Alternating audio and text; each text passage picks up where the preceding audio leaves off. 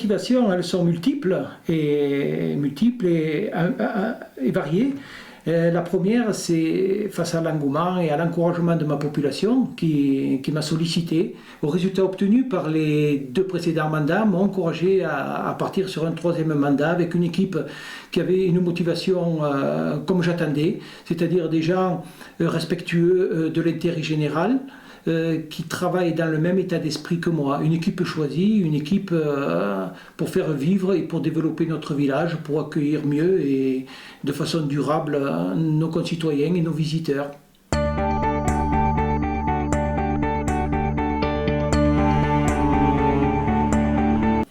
Alors dans des communes comme la nôtre, ce qui est, je dirais, le plus difficile, c'est de communiquer.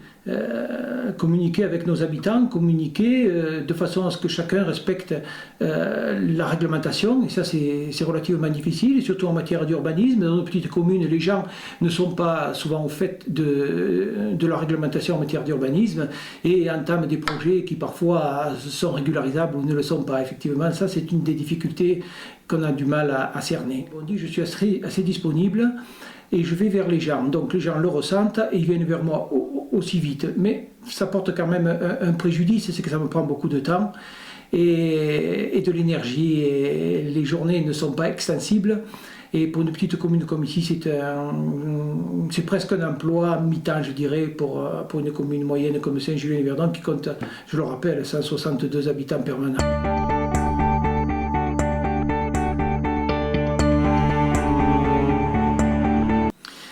Alors, les premiers mois de mandat sont, malgré les événements nationaux, c'est les aides financières qu'on a obtenues sur l'ensemble de nos projets, qu'on avait déjà peaufinés à l'occasion de mon 2e mandat, puisqu'on était prêt à repartir avec une équipe motivée, comme je l'ai dit tout à l'heure. Et on a réussi à avoir ces aides financières qui nous ont permis de réaliser les projets dont nous parlerons tout à l'heure. Et ça, c'est réellement quelque chose, et nos partenaires sont là pour remercier, que sont la région, le département et l'État, également la communauté de communes et les instances locales qui nous aident bien sur la réalisation de ces projets. Et ça, c'est motivant. On n'est pas tout seul.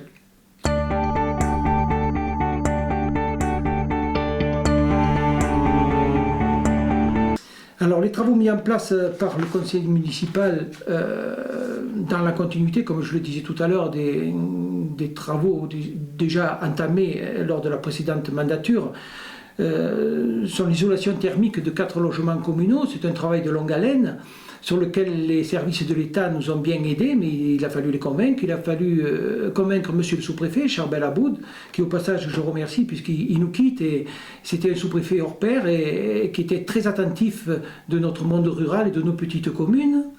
Donc les travaux sont en cours, l'aménagement du parking du Touron, nous sommes en train de réaliser ce 3e parking communal public sur la commune pour accueillir nos visiteurs de l'été qui pratiquent la base nautique.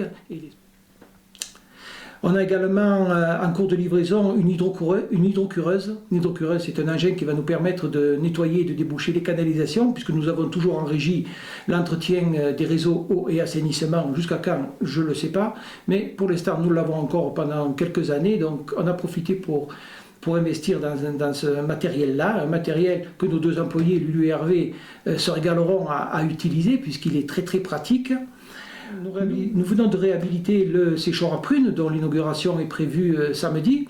Ce séchoir donc, qui est un dernier témoignage de l'activité agricole jusqu'à la Seconde Guerre mondiale, et on a tenu à restaurer cette bâtisse qui s'écroulait grâce à leurs propriétaires, mesdames Giraud, qui nous ont cédé ce petit local, et c'est tant mieux pour la commune et pour le patrimoine de notre village.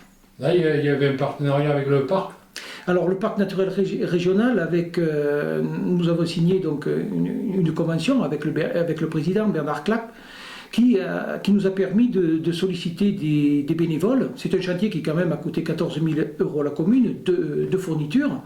Et l'emploi et l'utilisation de l'école d'Avignon au travers de M. Philippe Berton qui a drivé de main de maître ce chantier de bénévoles. Au passage, je remercie tous les habitants de Saint-Julien et d'ailleurs qui ont contribué à la réalisation de cette restauration, grâce au parc naturel régional du Verdon, bien sûr. Oui, c'est une restauration qui utilise des techniques anciennes. C'est ça, c'est l'utilisation de plâtre anciens. Vous savez que sur Saint-Julien, donc, on avait une carrière de plâtre, de gypse, qui a servi donc, à bâtir nombre d'habitations sur la commune et d'édifices publics. Et donc on a essayé de trouver des matériaux. C'est Madame Salvarelli qui travaille au parc naturel régional du Verdon qui s'est chargée de trouver ces matériaux. C'est un plâtre vieilli, un plâtre Veugeot comme on appelle, et qui a servi à cette restauration. Alors,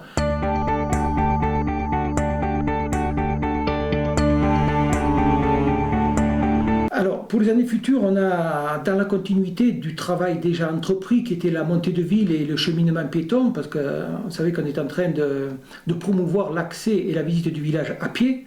On souhaiterait que le stationnement des véhicules et l'accès des véhicules au centre-bourg soient proscrits, ou du moins que les gens utilisent sereinement les parkings actuellement à leur disposition.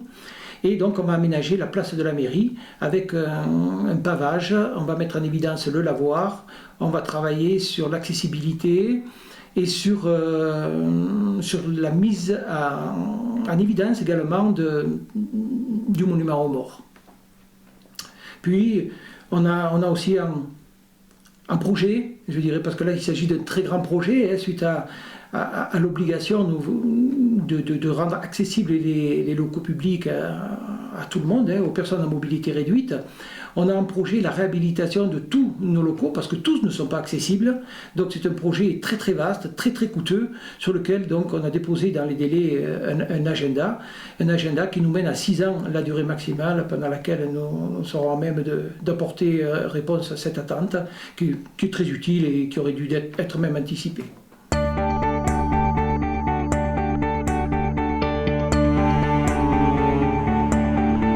Alors, il est vrai que ce soit à l'automne, que ce soit au printemps, donc le parc apporte un maximum de programmation pour le plus grand nombre. Actuellement, c'est les médiathèques, donc nous, on n'en a malheureusement pas, mais les médiathèques vont être animées cet automne. Pour ce qui est de la commune, donc la dernière, je viens d'en parler, il s'agit de la restauration et du soutien pour la restauration de ce séchoir à prunes, dans la continuité d'un verger villageois.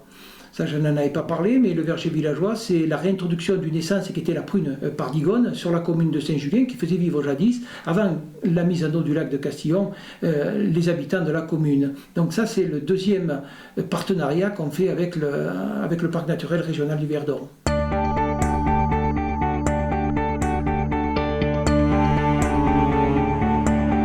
Alors, effectivement, on a 4 associations sur la commune, les Amis de Saint-Julien, Saint-Just Festivités, le Club Nautique de Castillon et le Club Motonautique. Tous sont très actifs.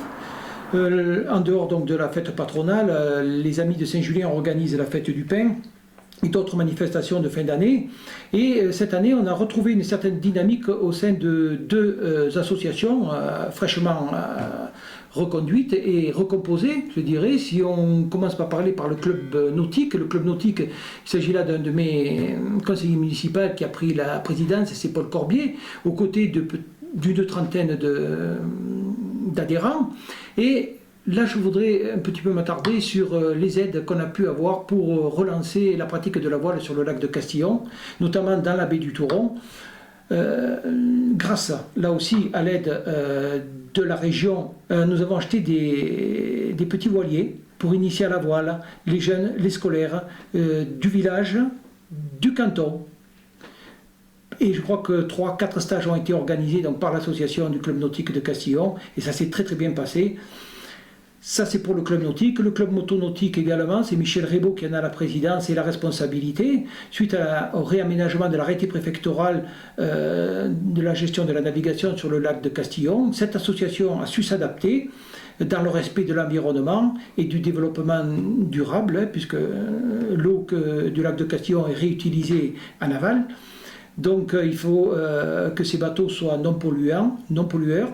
Et la pratique du ski nautique se fait de cette façon-là et j'espère qu'elle va perdurer sur le lac de Castillon et qu'elle va cohabiter aussi avec la pratique de la voile et une nouvelle activité qui risque de voir le jour dans les années à venir, c'est la pratique de l'aviron qui serait une des, on peut peut-être pas appeler ça filiale, mais une branche du club nautique de Castillon, c'est la pratique de l'aviron, puisqu'on a un bassin dédié sur la retenue d'eau du lac de Castillon et sur la commune de Saint-Julien. Oui, les activités peuvent être multipliées là, quoi. Voilà, alors on est un peu victime de notre succès sur la base nautique du Touron, parce que plus on s'active, plus on anime. D'ailleurs, on a eu cette année le premier triathlon Fit Days, c'est un triathlon à envergure nationale, puisque les chaînes de télévision et les journalistes étaient présents, a eu beaucoup de succès. Les organisateurs veulent renouveler cette manifestation, toujours dans la baie du Touron, mais plus on aménage, et bien plus les gens viennent et on risque de rencontrer dans les années à venir des problèmes, surtout de stationnement et de sécurité.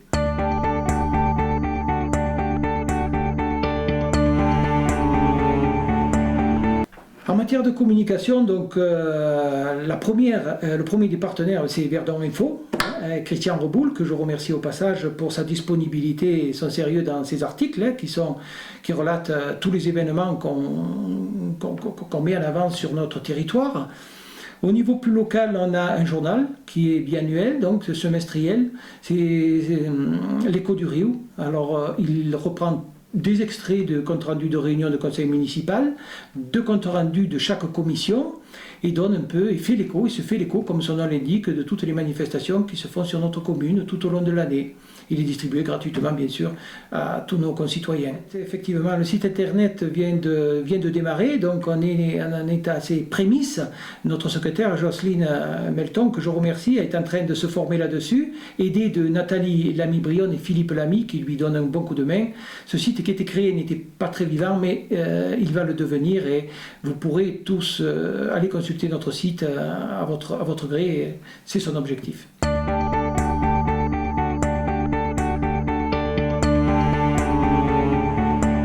Je vous remercie de me poser cette question. C'est une question qui me perturbe beaucoup, comme elle perturbe beaucoup les magistrats de communes, notamment rurales. Ce qui m'inquiète le plus, c'est la disparition des petites communes qui commencent à se faire jour de façon plus significative. De nombreuses lois ont été votées et sont maintenant applicables. Je penserai à la loi Allure, qui nous crée beaucoup de contraintes et qui nous ont obligés à transférer le volet urbanisme à la communauté de communes du Moyen-Verdon. C'est le PLUI, dans lequel je souhaite bien sûr un bon début, un bon démarrage, mais là où se complique la situation, c'est que la communauté de communes du Moyen-Verdon, qui compte un peu plus de 5000 habitants, donc aujourd'hui peut rester communauté de communes, mais d'autres communautés de communes doivent ou vont peut-être émettre le vœu de nous rejoindre. Et là, ça risque de se compliquer au niveau de la gestion de l'urbanisme sur un territoire beaucoup plus grand où les problèmes ne sont pas les mêmes, la problématique est différente. J'ai peur que les petites communes comme la nôtre soient les oubliées du développement de cette nouvelle communauté de communes, si elle voit le jour bien sûr, puisque je rappelle que ce projet-là est à la main de Madame le Préfet, qui dernièrement donc, a réuni les délégués en CDCI à Digne, et prochainement on va avoir une réunion en communauté de communes où on va débattre de l'orientation des uns et des autres, de notre mariage ou pas, du transfert des compétences ou pas, et ensuite tout cela sera soumis aux conseillers municipaux respectifs de nos petites communes. Mais l'avenir me fait quand même souci, et me fait souci à plusieurs titres. C'est que nos petites communes n'auront, non pour l'instant, que très peu de projets intercommunautaires, et seuls les principaux villages que sont Saint-André, Castellane, Barème, Alos, Colmar, Anotte risquent de tirer leur épingle du jeu, et nos contribuables risquent eux par contre tirer beaucoup moins leur épingle du jeu, puisqu'ils seront sollicités de façon plus collective donc à contribuer au financement de ces projets-là.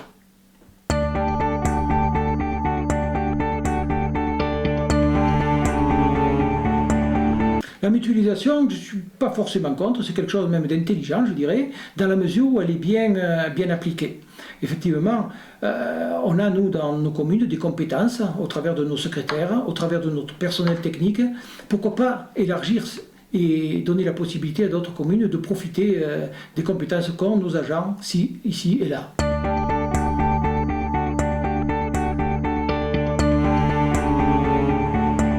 La loi NOTRe, bien qu'elle ait été approuvée, me tire beaucoup de soucis, comme je viens de le dire précédemment, hein, avec le transfert de compétences, mais où elle va être le plus rude, ça va être dans le regroupement de ces intercommunalités. Donc ça me paraît compliqué pour des petites communes comme nous d'exister dans une si grande organisation, même si le nombre d'habitants sur l'ensemble des intercommunalités de notre territoire dépassera ou voisinera très peu, autour de 10 000 habitants. Mais quand même c'est une inquiétude parce que cette loi nous est imposée et on doit s'adapter. Lorsque j'ai été élu maire, je l'ai été élu par mon choix personnel, le choix d'aider mes habitants, de développer ma commune, d'aménager ma commune. Je ne m'attendais pas à ce qu'un jour je sois là pour justement travailler sur un territoire beaucoup plus grand. On le faisait déjà avec la communauté de communes, mais toujours avec un projet de territoire et une cordiale entente au sein de l'ensemble de nos communes. Aujourd'hui, ça va s'élargir. Comme je vous disais tout à l'heure, on ne partage pas forcément les mêmes objectifs, on n'a pas les mêmes territoires de vie, pas les mêmes bassins de vie, donc ça me paraît difficile qu'on s'entende, et nous serons beaucoup plus nombreux, je ne sais pas comment on va se prendre les décisions. Là j'ai une réelle inquiétude, à la fois pour mes concitoyens locaux, les habitants de ma commune, mais aussi pour tous les concitoyens de l'intercommunalité nouvelle, si elle voit le jour. Et le nouvel aménagement de notre territoire, hein, qui va être bouleversé par cette loi NOTRe. On a déjà vu nos dotations globales de fonctionnement, la fameuse DGF, baisser de quelques 30%. Où est-ce qu'on va aller? On ne le sait pas. C'est une des ressources qui nous permet de payer notre fonctionnement.